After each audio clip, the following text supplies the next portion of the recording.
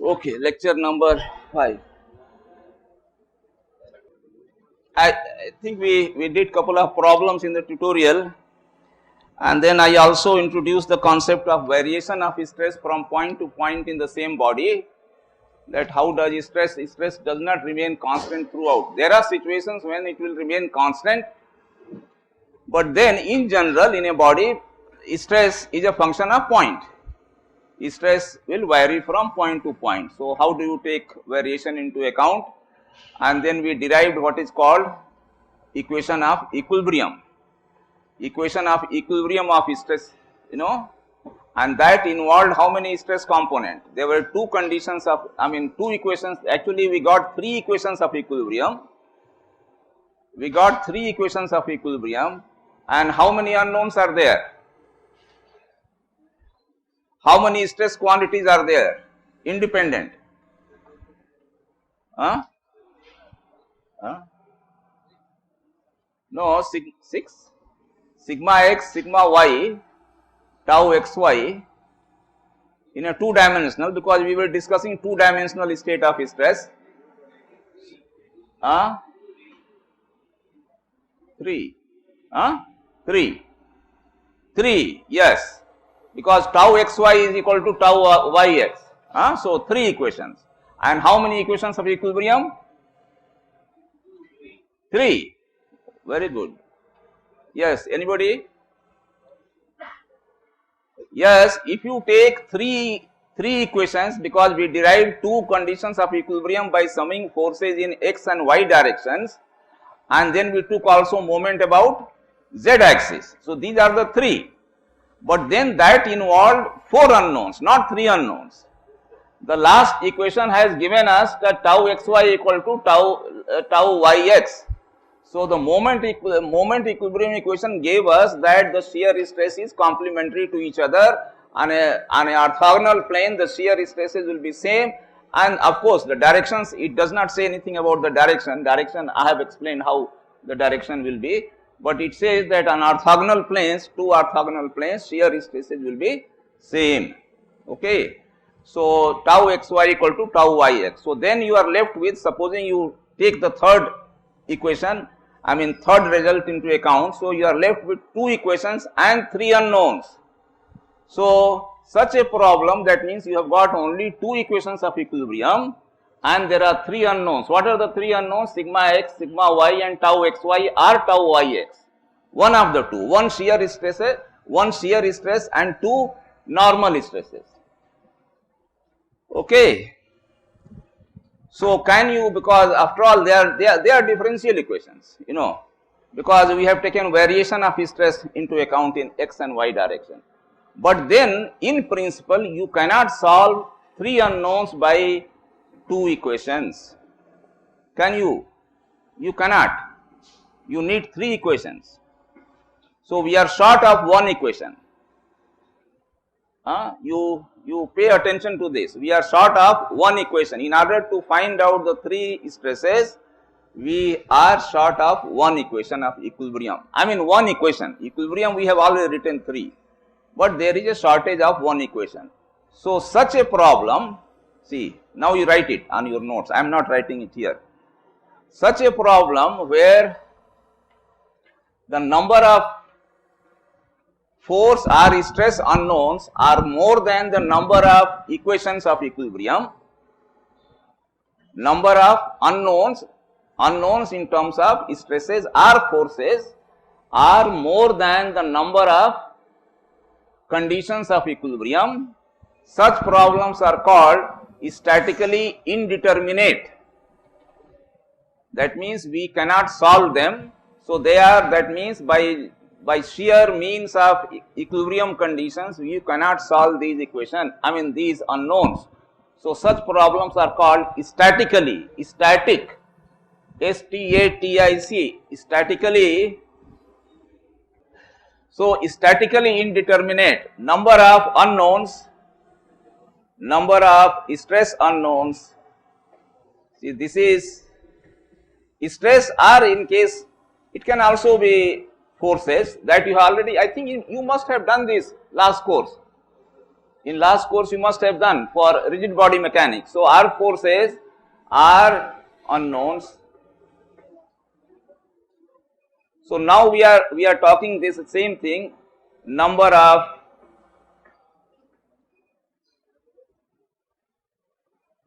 equations of equilibrium. I think these are big enough, no? Letters is. You can see this on the projection. Yes, not very small. Huh? So number of equations of equilibrium in terms of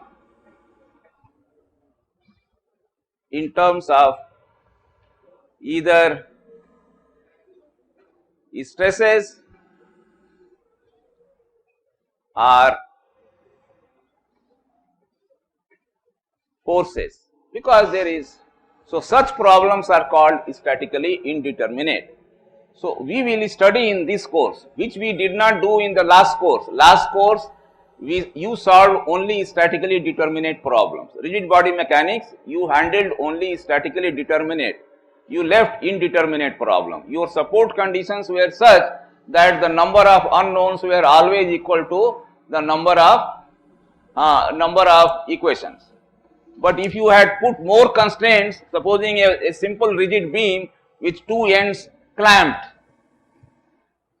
no, you could not solve. What you could solve was only one end simply supported, a hinge, other end roller. This is what, this kind of problem you could solve.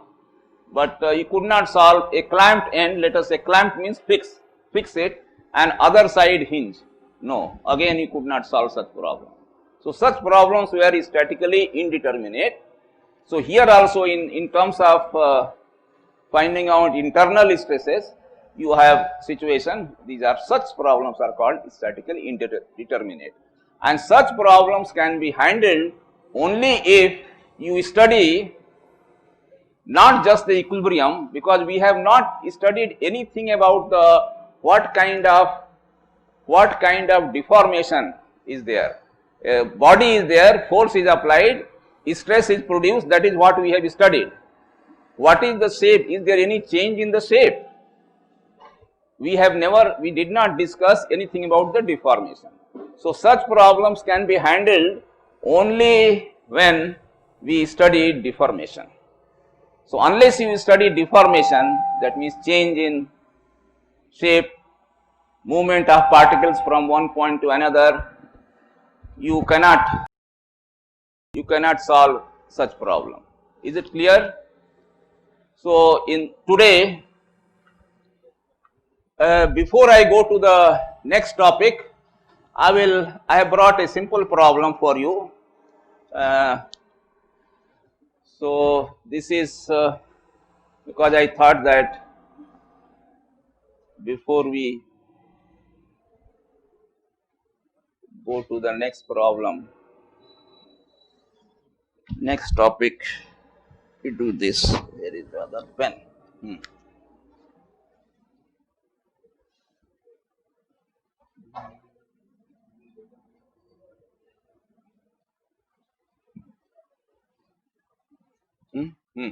No, कुछ नहीं हो रहा. Oh, I'm sorry. See, this is called absent-mindedness. So I started drawing. This is a flat piece, a piece of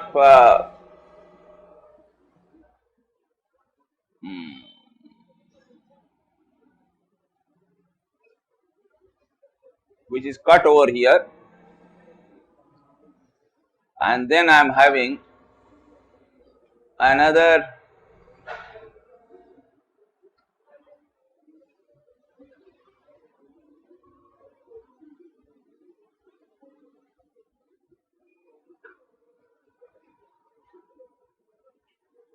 yes.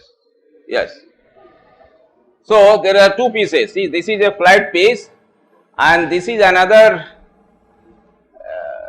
body. This is separate. You know, there is a gap here. Whatever this black metal is gone, so there is a gap. In fact, you can say that the gap is up to here. This is bigger. So up to here there is a gap, but I have put only this rod only up to here.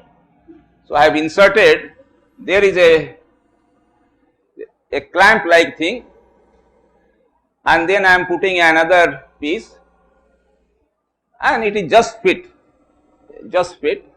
But if you apply a force here and here, if you pull it by a force P here and another force, so and then I am applying this, so what will happen? If you just put it like just fit, this piece will come out of this body, they will get separated. So in order that they don't get separated, I am drilling a hole here, a round hole through, and then putting a bolt. In fact, whenever you put a bolt, we always put a plate, a base plate here, slightly bigger than the bolt, and then I am putting a bolt. So this is the bolt.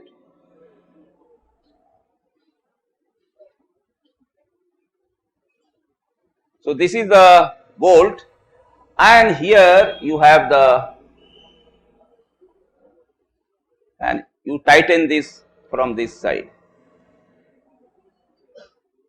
Again, see, you have tightening mechanism, some threading will be there, and then you tighten this. So the two pieces are now joined together through this bolt. Now you can apply force P. Yes, then it will take, yes, if you apply a pull, then it will be, yes. Now what is happening? So let us say this is, have you understood that there is a flat piece which is inserted in a groove which is made in this bigger piece, and then we have joined these two pieces through by drilling a hole and putting a bolt through this, and then tightening. So this is bolt.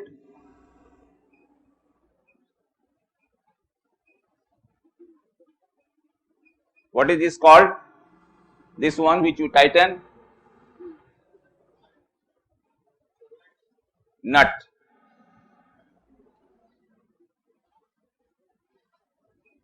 Bolt is this, the rod is a bolt, and the piece that is screwed, I mean that you put it, that is called nut.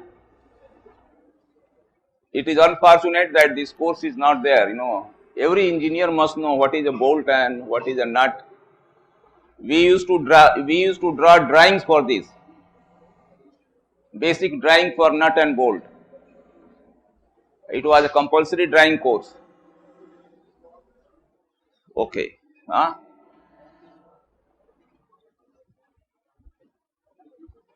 Alright. So what is the state of affairs here now? Supposing I want to draw the free body diagram of the bolt. So I take out the bolt. Now bolt has got three pieces.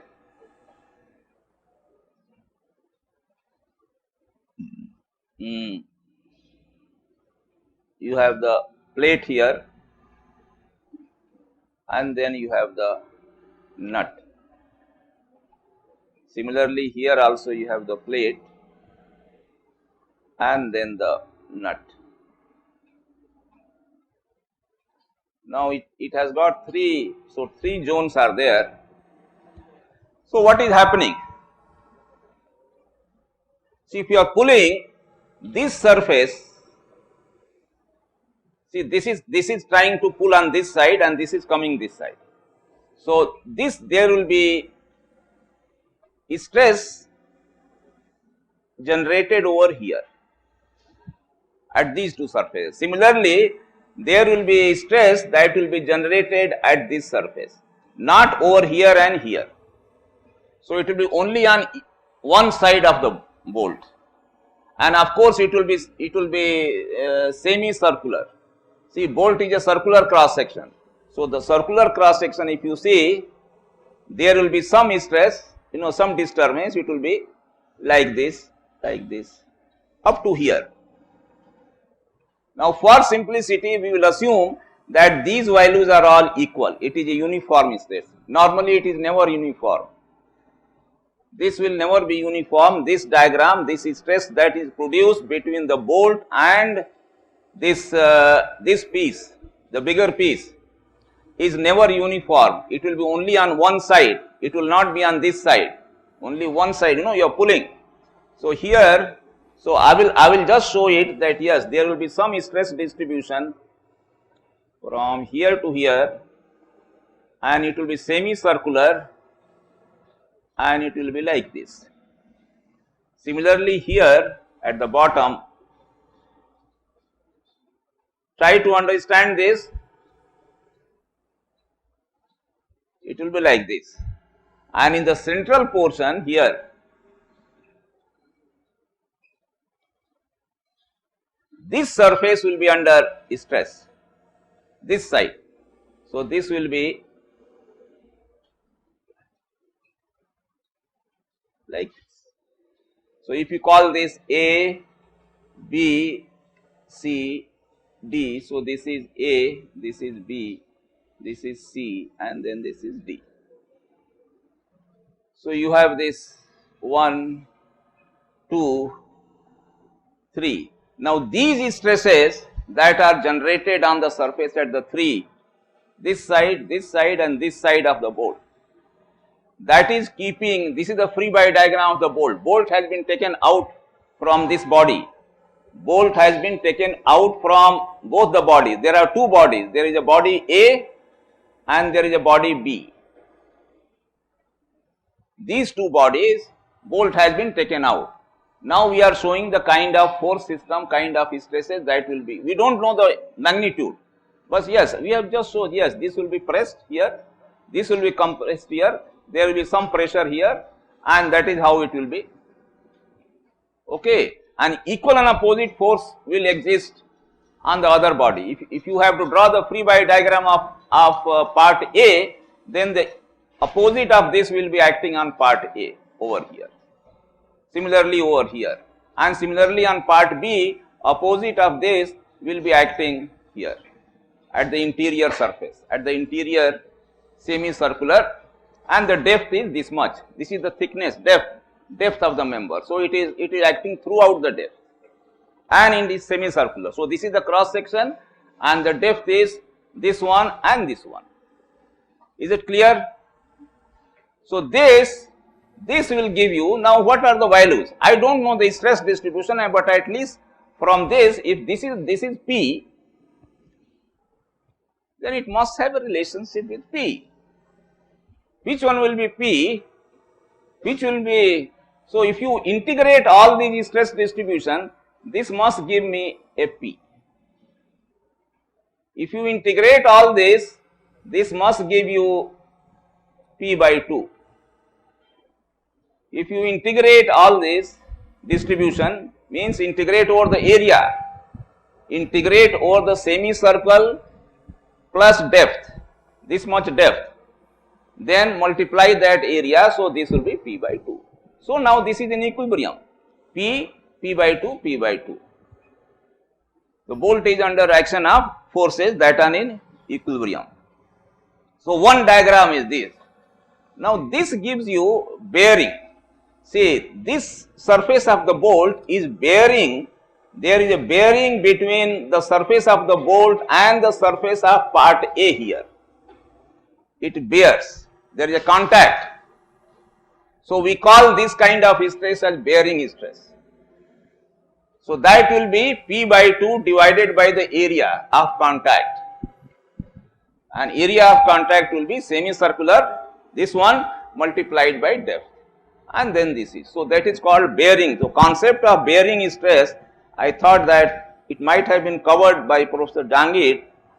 So bearing,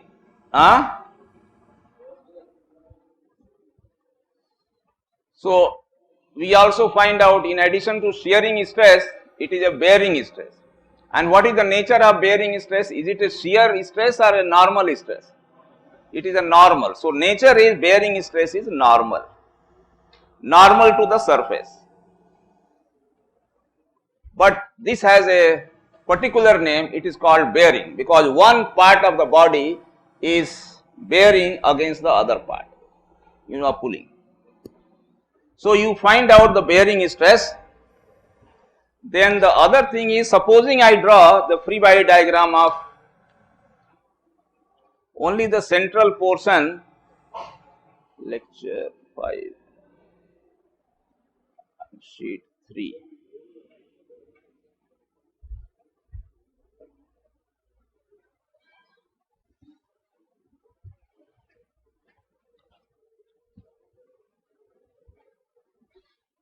I am taking the central part of the bolt, that is ABCD. A was here, B bottom, C here, D, and here was P. And now I have cut the bolt.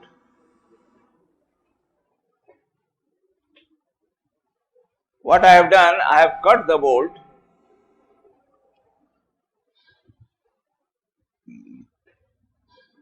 Is it okay? The bolt has been cut here and here. These are the two places. Now this bolt has been, so I am just drawing the free body diagram of only ABCD. So now there is a, which surface is cut? AC and BD. So there must be some force. There must be some stress over there. Any cut section there must be. So there will be, what will be the kind of, so there will be shear stress. There will be shear stress here on this surface and not normal stress, and this normal stress, bearing stress, will keep this in equilibrium,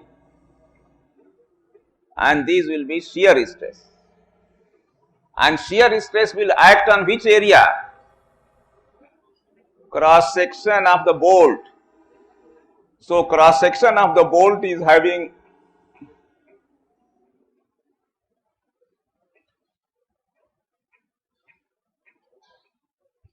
so this is the cross section of bolt, and these are all tau. Yes, this bolt has been cut at BD and CD, AC. What is the confusion? You ask me, huh? The reason is, it has to be in equilibrium. Every piece of the bolt has to be in equilibrium. So if you cut this, that is the surface. If this is the bolt, I have cut it here, and there is a force here acting P. So what will be force here? This is on the cut section. Cut section, there will be shear stress. Then only it can keep this in equilibrium, because there is a net force P here. So this shear stress, and if you integrate shear stress, you will get a shear force. That I will give you the concept of shear force. First we have given already what is a shear stress and normal stress. So this is parallel to the surface. This is parallel to the surface acting on, so multiply this shear stress into the area of cross section of the bolt, you will get a force, and that force we call shear force. But anyway, I mean, force means integrated stress is the shear force. Okay. So that will keep this one in equilibrium. So this diagram is needed. Now this is a shear stress. So, and this bolt is in single shear or double shear. So because there are two surfaces on which shear is acting, so this configuration of this joining was such that the bolt here is in double shear. So this is the concept of, again, you can have some contact in such a way that there will be only one surface. Let us say I have a bolt only joining these two plates. So at this common, there is only, the bolt is in single shear, because this one is being pulled like this. So that will be in single shear, but now in this one, this is double shear. So this is double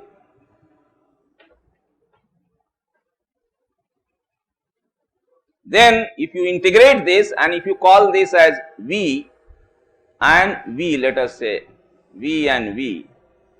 So P must be equal to 2V. Equilibrium requires that, yes, horizontal equilibrium requires that this force must be equal to this V plus 2V, and therefore the shear force will be equal to P by 2. So shear stress will be equal to, so tau will be equal to V by area of cross section of this, of bolt. Okay. So if you have to find out in double shear what is the shear stress, this is how we have to find out. In single shear, so first find out the net force, divide by the area of cross section, you will get this. Okay, so this was, then the other thing that I want to cover, bearing another concept from chapter, see, unfortunately we are still in chapter 1. I want to come out of chapter 1 as soon as possible, but then somehow. Factor of safety. There is a concept called factor of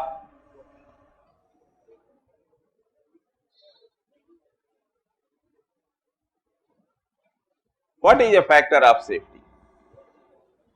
I think we told you the other day, when you apply this, shear stress developed here is this much. Now sometimes the bolt fails at this cross section, if you apply P, go on increasing the value of P, the bolt will fail here. What is the meaning of that? That it could not, this shear stress was exceeded. Whatever shear stress developed there, it was exceeded, and this shear stress was for this particular material of this bolt. So this material could not withstand a bigger shear stress than what was there for the material. So it is called, the factor of safety is equal to actual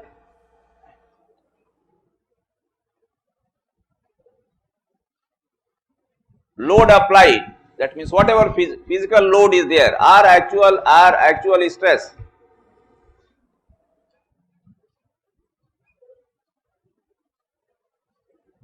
it is a ratio of load divided by permissible load.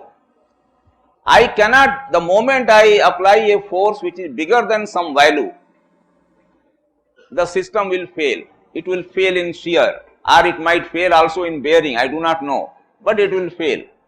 So we call that value load allowable load, and we call that value of stress allowable stress for that material.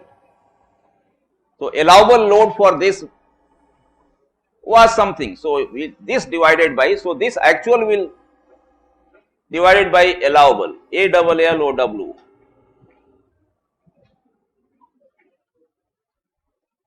or divided by actual stress by, this is called permissible stress, instead of allowable, permissible. That material cannot have a stress value, a shear stress value bigger than this, or a normal stress bigger than this. So that is called permissible stress. Now this, the moment this ratio is always more than, should be, what is factor of safety? This should be, this should always be less than 1. Yes, I cannot go, because the moment I go more than 1 means failure will occur. So this way, so factor of safety is, see, actually this is the limit, but I have given you, I mean the concept is okay, only thing you kindly reverse this, put it the other way, so that it becomes more than 1. Okay. So this ratio should always be less than 1 as far as this, but then factor of safety we define as more than 1. What is the factor of safety? 2. 2 means allowable is something and actual should not exceed that. Okay. So just reverse this. So that is called factor of safety. So inverse of this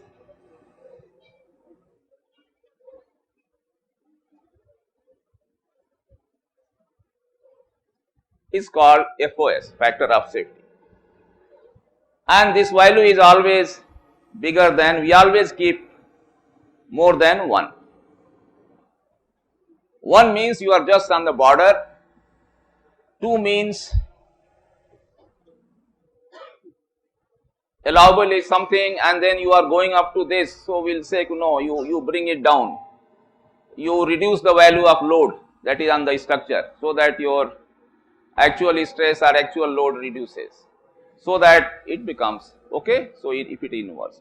So this concept is used in design. So most of these buildings, for example, this building is designed concrete. Whenever we design reinforced concrete, we keep a factor of safety here in design of about 2, twice. Why? If you don't know the material well, if the behavior of the material that you are using you do not know much, because concrete is produced on the site by workers, by unskilled workers, and something may go wrong. So we give lot of probability, we just leave it, okay. So let us keep a factor of safety of 2, so that I don't exceed the permissible value. Okay. Now steel, the reinforcing steel is manufactured in under controlled condition in factory, under very strict quality control.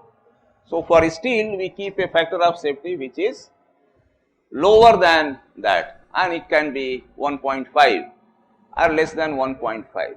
So the material which you know well, you have lesser factor of safety. Materials which you do not know well, you keep a bigger margin. For example, whenever you design a new structure, which you have not designed earlier, so I will design, I want to be safe, I will keep a factor of safety of 3 or 4. Okay. So most of the old structures, because they were not designed based upon calculation, they were designed based on experience.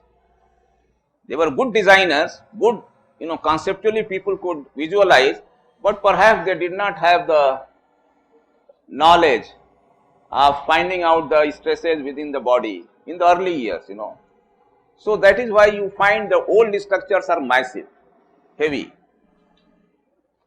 and they will not fail generally, and that is what we say, the old structures are more durable. Old buildings, old bridges, but while the new bridges which are constructed only 2 years ago, you find there are so many failures. The reason is all the designers are becoming very competitive, okay, let us save material, let us save the cost of the bridge. So they will keep a very small factor of safety, margin of safety. It is also called margin of safety. Margin of safety. What is margin? How much margin you are having. So they will try to keep, and in the process, if they have their calculation somewhere has gone wrong or something is there, or by chance some forces increase accidentally, you get the failure, and this is what is happening these days. Then you have to have bigger factor of safety for structures which are very important, like nuclear plants, because there you cannot afford to have failure. Structure, if nuclear, like what has happened in Japan, you see, the consequences are not only for today but for future generation, several.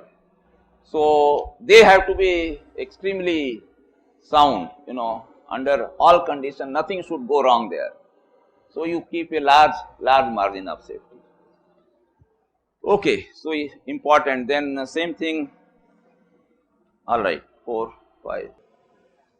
Now then I told you that so far I think we have problem, we have difficulty, that we have learnt only about forces, and then consequence of force is stress. We have learnt about stress, we know somehow how to compute stresses, different kinds of stresses, that also we know now. Now, but what happens to then we confronted with the problem that we have got equation of equilibrium for stress, which there is some shortage, I cannot solve it, I cannot compute the value of stress. So, then you must know the material must deform. So, whenever you apply, supposing you have a rod of some cross section, let us say circular cross section, its length is this much, and then after you have applied a force or put it under tension under action of force P, this was L naught, this has become L naught plus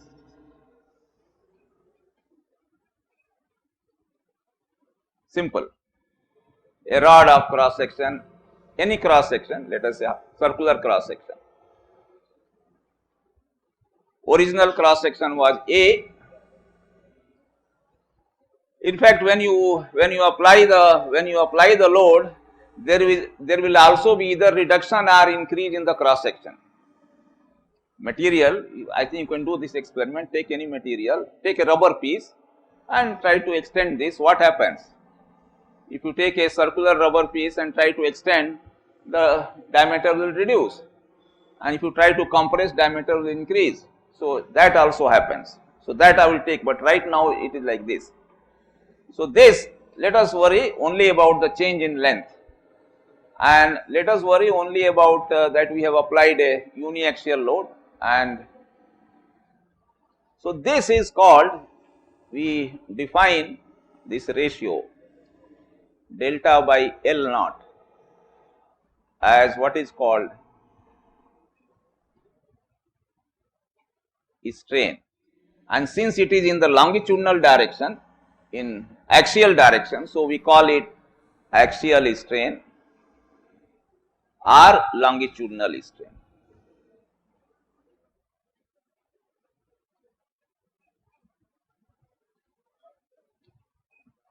We can also call it normal strain. I will give you why it is also, we can call another R normal. So, all these adjectives are there to this strain.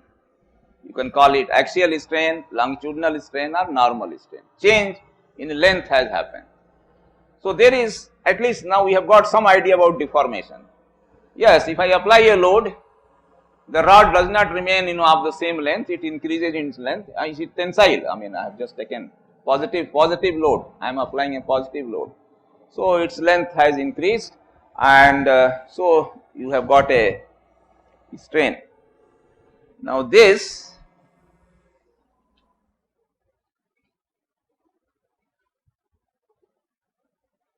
and we have also learned that at any cross section here, if you draw the free body diagram of this, you have normal stress sigma, and sigma is P by A, sigma equal to P by, this we have done already, this is what we have been, is it not? Sigma equal to normal stress on the cross section is this, so normal stress is.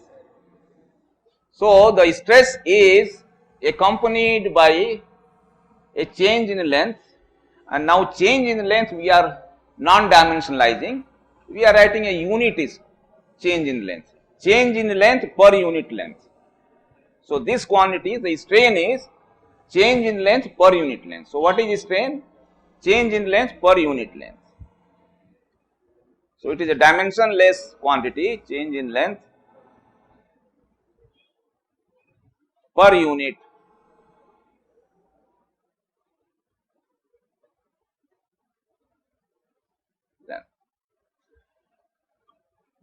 Dimensionless strain, this is no dimension. And this strain in our bodies, engineering structures, cannot be a large quantity. It cannot be a large quantity. Why? Because if I am sitting here and if this floor becomes like this, under the weight of all of you and the desk and whatever is kept, then I will feel uncomfortable, unsafe. It may be all right design wise, you may not be exceeding the stress that is developed there. Allowable stress may be more than what stress is actually developing as far as the material is concerned.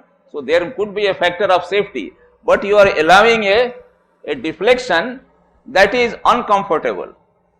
So, with this strain quantity is very small that we allow in engineering structures, not more than 0.1% or 0.05%. So, this strain is a small quantity, it is less than 0.1. 0.1 means 10, 0.1%, yes, less than 0.1%. This divided by 100, this is strain.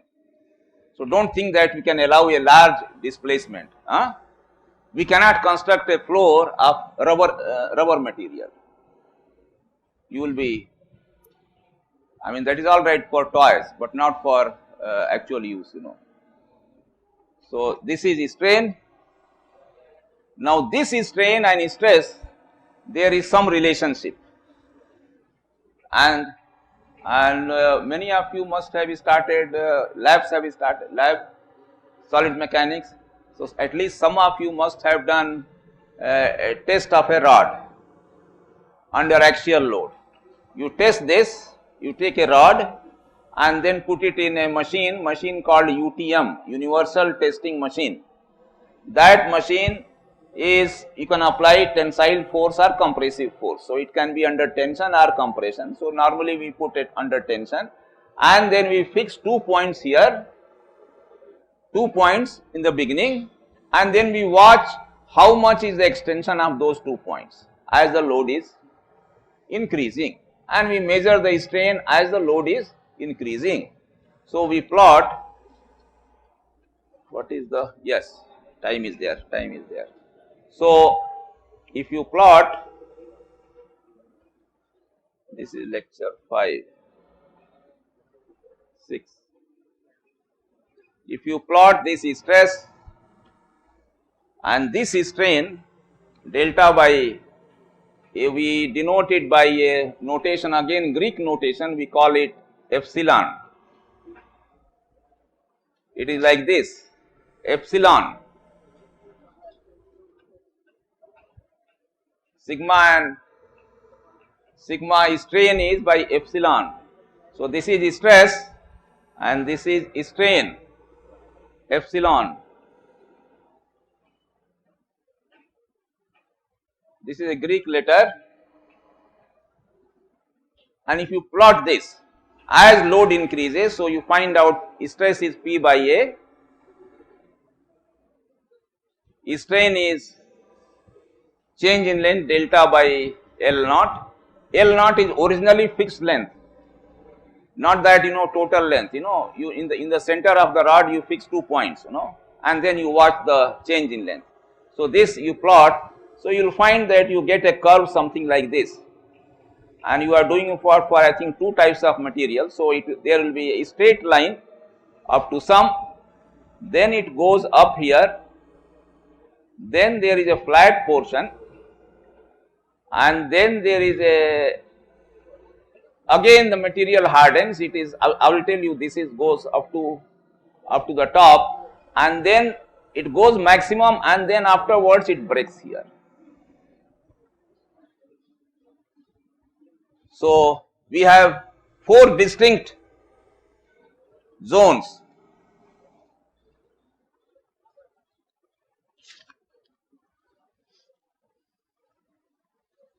So, we have in this graph, we have 4 distinct zones. We have linear, here stress is proportional to strain. Here I can have a linear, stress is proportional to strain in this linear zone up to here. then it goes up slightly and then again comes down. There is a hump and then it comes down. Now there are two machines in that lab. In fact, there is one machine also in the other lab, a small one. You try to tell Mr. Khan that you show me this hump. So he can show this in the sophisticated machine. There you can really see that yes, it goes up and then it comes down for the steel rod. So there is a linear zone. Then here you have, this is called a small undulation up to here. Yielding start, material starts, at the same stress there is a strain, more or less. The strain is more, it is increasing little faster than here, it was very slow strain. Stress was increasing, strain also was increasing, but slowly. But here you will find, so this is called yielding zone.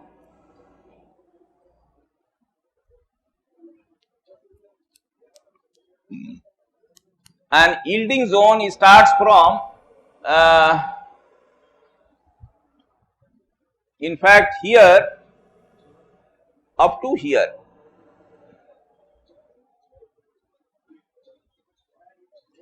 Because yes, it has started, see here the stress is constant and in material is flowing. This is called material flows, very fast strain. Then suddenly you will find that the material becomes hardened, material hardens, it can take little more stress. So this is called up to from here to here. So this is yielding, this is number 2, this is 1, this is 1, this is 2, and 3 is strain hardening. Strain hardens, material hardens.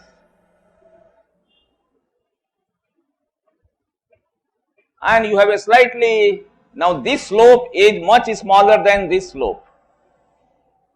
This slope is very steep. This slope will be a very flatter one.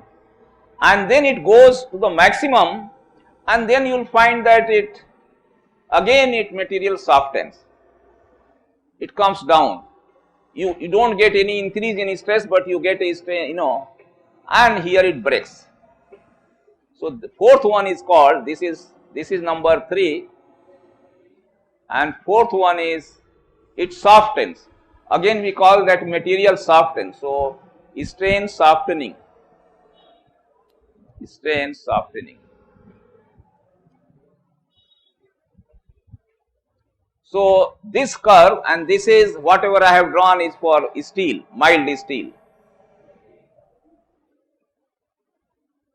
This curve will be different for different material.